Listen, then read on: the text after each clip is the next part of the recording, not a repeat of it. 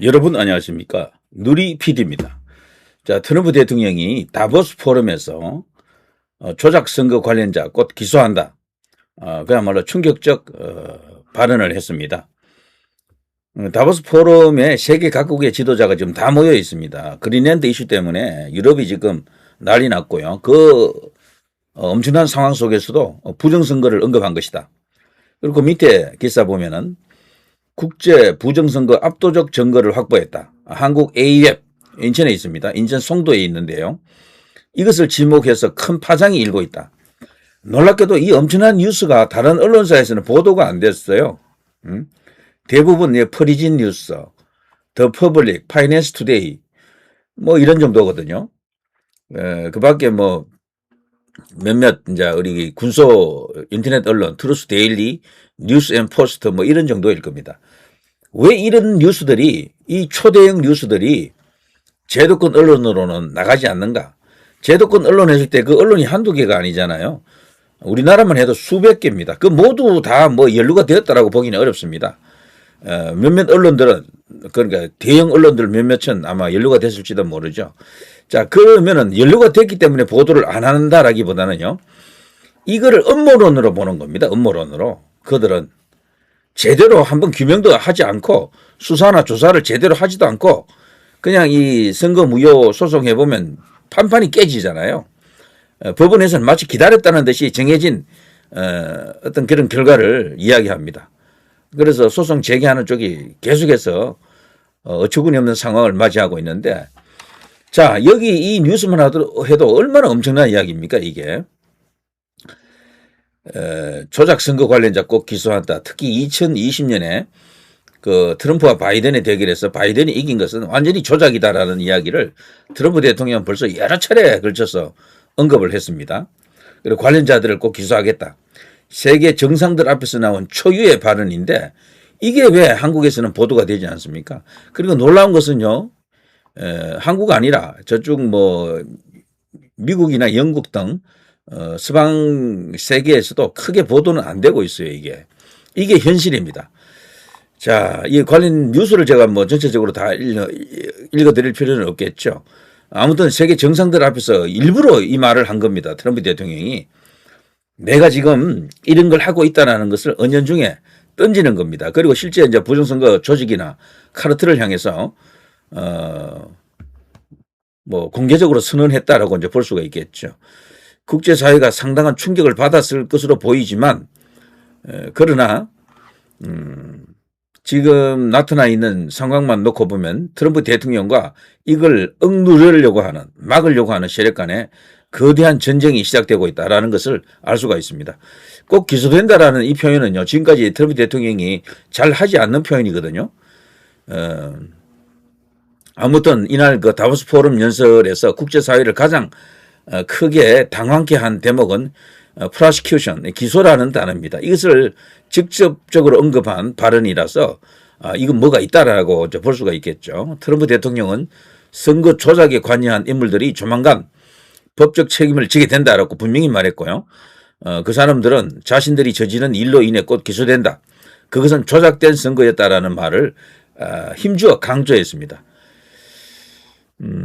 그리고 이 발언 자체가요, 이런 발언을 할 성질의 무대가 아니었어요. 이번 다보스 포럼은 관세라든가 그린랜드라든가 뭐 이런 이야기를 하는 자리인데 놀랍게도 이 발언을 한 것이다. 그리고 아마 이것은 언론 입장에서 보게 되면 아주 굉장한 속보가 될 것이다. 하지만 당연히 그래야만 하는 일인데 결과적으로 이것을 크게 속보화시킨 언론은 많지 않습니다.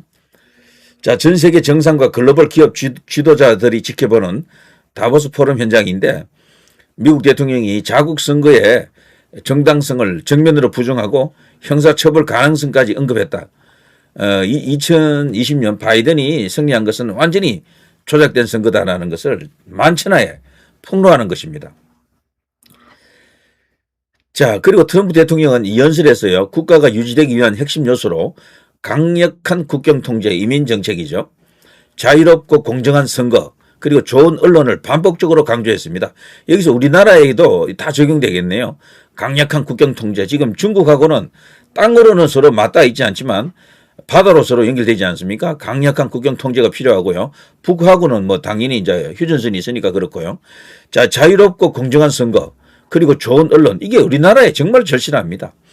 우리나라가 오늘날 이렇게 된 것은 부정선거와 그리고 언론의 편파, 기울어진 운동장 때문이다 이렇게 주장하는 분들이 아주 많은데 저도 뭐 같은 생각입니다. 정말 부정선거가 아니라면 아니다라는 증거를 확실히 입증을 시켜줘야 돼요. 국가기관에서. 이렇게 많은 국민들이 의혹을 갖고 있다 그러면 국가기관 스스로 그것이 부정선거가 아니다라는 것을 확실하게 밝혀야 된다니까. 근데 아직도 한 번도 그걸 제대로 밝혀보지 못했잖아요. 왜? 수사를 안 하니까. 그리고 트럼프 대통령이 이런 말 했습니다. 강력한 국경, 강력한 선거, 그리고 이상적으로는 좋은 언론이 필요하다 이런 말을 했고요. 언론의 공정한 어떤 언론의 그 존재, 그 필요성. 윤석열 대통령도 언론의 편파성에 대해서 정말 엄청나게 분노하고 한이 맺힌 듯한 그런 발언을 했었죠. 언론이 24시간 내내 우리 정부 비난만 하고 있습니다 라면서 그냥 울분을 토하는 그런 목소리가 몇 번 있었죠. 자, 다시 한 번 더 언급합니다. 강력한 국경 정책이 필요하다. 강력한 선거, 자유롭고 공정한 선거, 그리고 공정한 매체가 필요하다. 선거와 언론, 이 두 가지는 우리나라가 정말 반드시 실현해야 될 지상 명제다라고 볼 수 있겠습니다. 트럼프 대통령은 이번 대선에서도 압승을 했잖아요. 상당히 큰 차이로 이겼거든요. 미국이라는 나라는 51대 49 국가입니다. 선거에서 일방적으로 이기기가 어렵다고요. 그런데 트럼프 대통령은 상당히 큰 차이로 이겼잖아요. 그런데도 경합주가 7개였는데 모두 이겼고 전체 투표에서도 이겼고 그래서 압승을 했는데도 언론은요 계속해서 트럼프에 대해서 헐뜯고 부정적인 보도만 쏟아내고 있죠. 그러니까 한국의 윤석열 대통령과 언론 관계, 박근혜 대통령과 언론, 이명박 대통령과 언론의 관계를 보면 알 겁니다. 그러나 그 반대로 문재인이나 이재명 같은 저런 포지션에 서면요. 소위 말해서 하기가 참 쉽습니다. 정치하기가, 대통령 노릇하기가. 왜냐하면 언론이 크게 비판을 안 해요. 기자회견 하는 거 보셨죠? 굉장히 화기애애하게 보이지 않습니까? 기자들도 날 세우고 공격하는 기자들이 잘 없어요. 저쪽 좌파 혹은 민주당 쪽에서 집권하게 되면 한편이라고 생각하는 것 같더라고. 그러니까 질문 수위도 높지 않고 싸우려고 대드는 그런 기자들이 거의 없어요. 그러나 윤석열이나 박근혜 이런 분들이 만일에 그런 걸 하게 되면은 이명박 대통령이나 이런 사람이 기자회견 같은 걸 하게 되면 아주 막 잡아먹으려고 진짜 한판 맞짱 뜨려고 달려드는 그런 기자들이 꽤 있죠. 이거 자체가 너무도 언론이 한쪽으로 기울어져 있다, 편향적이다라고 볼 수가 있겠습니다. 그것은 그들이 소위 사상 그 형성이 잘못되었다라는 것을 이제 말해줍니다. 대한민국에서 크고 자라면서 잘못된, 오도된 그런 지식과 정보가 많이 들어가 있다라고 이제 봐야 됩니다. 그러니까 결국 역사 교육 이런 것들이 크게 잘못됐다라고 볼 수 있겠죠. 밑바닥부터 뿌리부터 지금 다 지금 그 엉켜 있습니다. 엉터리입니다, 엉터리. 언론의 신뢰가 완전히 무너졌다라고 보는 게 이제 트럼프 대통령이고요. 언론 매체는 끔찍하다, 매우 삐뚤어져 있고 매우 편향적이다 이렇게 지금 보고 있습니다. 그래서 언론을 전혀 신뢰하지 않고 트루스 소셜이나 그전에는 트위터 이런 것으로 국민들과 직접 소통을 했죠. 그리고 바이든과 그의 동맹들은 우리 경제를 파괴했고 미국 역사상 최악의 인플레이션을 초래했다. 이런 말도 했습니다. 그리고요. 이 세계 경제 포럼, 다보스 포럼은 글로벌 경제 정치 질서를 논의하는 상징적 무대, 그렇게 알려져 있지 않습니까? 그 자리에서 미국 대통령이 자국의 대선을 조작된 선거로 규정하고 관련자 기소를 공언한 장면은 곧 국제사회에 만만치 않은 변화가 있을 것이다라는 점을 시사하고 있겠죠. 미국 민주주의의 정당성 문제를 국제 무대 한복판으로 끌어올린 충격적 발언이다 이렇게 평가하기도 합니다. 그런데 이 국내 언론은 어떻습니까? 국내뿐 아니고 외국 언론도 비슷해요. 사실은 무능한 국내 언론 충격적 발언을 외면하고 있다. 제가 이건 말씀드린 내용이고요. 보도를 안 하고 있어요. 보도를. 여기 앞에서 보는 것처럼 파이낸스 투데이에서 이 발언을 여기 소개한 뉴스가 딱 하나 있고 구글에 여기에 안 나타나는 것은 언론 보도가 없었다라는 이야기입니다. 더 퍼블릭에서 미국 FBI 국장이 이런 보도를 이런 말을 했다라는 것을 여기 보도하고 있죠. 이처럼 국내 상황은 정말 너무도 열악하다라고 볼 수 있겠죠. 예. 자, 중앙선거관리위원회 주도로 창설된 세계선거기관협의회 AWEB입니다. AWEB. 인천 송도에 있다 그랬죠. 여기를 정조준하는 미국입니다. 부정선거 수사가 본격화될 것이다라는 관측이 있는데요. 부정선거 추적 전문 매체 SCI라고 있습니다. 여기에 따르면 FBI는 2020년 미국 대선이 바이든이 당선된 그 대선입니다. 국제적인 카르텔에 의해 조작되었다라는 물증을 확보했다라고 합니다. 이 카르텔에는 미국 국제개발처 USAID를 비롯해 한국에 본부를 둔 AWEB 그리고 미국 민주당이 긴밀히 연기되어 있다라는 의혹이 제기됐죠. SCI는 이들이 가짜 신분증과 투표 용지를 제작, 배포하는 실물 조작은 물론 원격으로 서버와 터미널에 접속해 선거 결과를 바꾸는 전산 조작의 투트랙 수법을 사용했다라고 분석하고 있습니다. 특히 이러한 방식이 한국, 캐나다, 브라질 등 무려 100여 개국에서 100여 개국입니다. 100여 개국 특정 정치 세력의 집권을 돕기 위해 공통적으로 사용된 공산주의 추진 청사진이라고 규정하고 있다라고 합니다. 이걸 보게 되면 조만간 큰 거 터질 수도 있겠다라는 생각이 들기도 합니다. 한국의 성남 지역 주소지를 둔 IP가 미국 선거 시스템 해킹에 가담했다라는 발표가 있었고요. 이번 FBI 수사 결과에 따라 한국 내 관련자들에 대한 대대적인 조사도 뒤따를 것으로 예상하고 있습니다.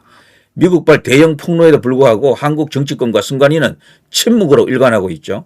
국민의힘 내부에서도 부정선거 언급을 절대로 하지 않는 극도로 자제하는 그런 분위기가 지배적이고요.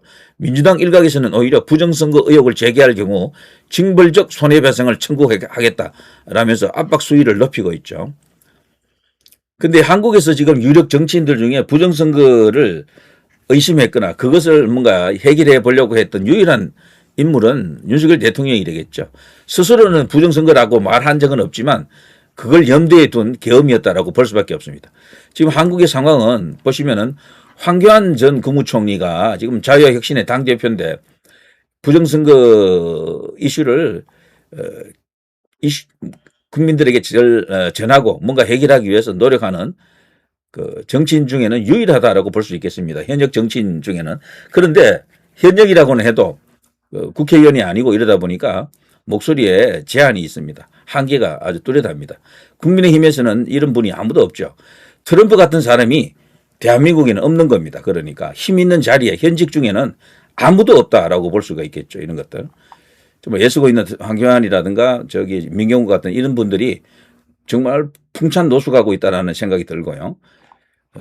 언젠가는 세상이 또 바뀔 날이 올 겁니다. 그런데 이 조건 하나가 있는데 한국에서 이것이 밝혀질 가능성은 민주당 정권에서는 거의 뭐 제로고요. 가능성 없고 미국에서 그야말로 초대형 폭탄 메가톤급 뭐 어떤 결과가 나와야 됩니다. 그리고 그것을 한국 언론이 보도하지 않으면 안 될 정도로 거대한 실체로서 실정된 어떤 내용으로서 팩트가 터져야 됩니다. 그것을 기초로 해서 기반으로 해서 한국의 문제를 부정선거와 여러 가지 반국가 세력의 문제를 해결하는 쪽으로 나가야 될 것이다. 이런 생각이 드네요.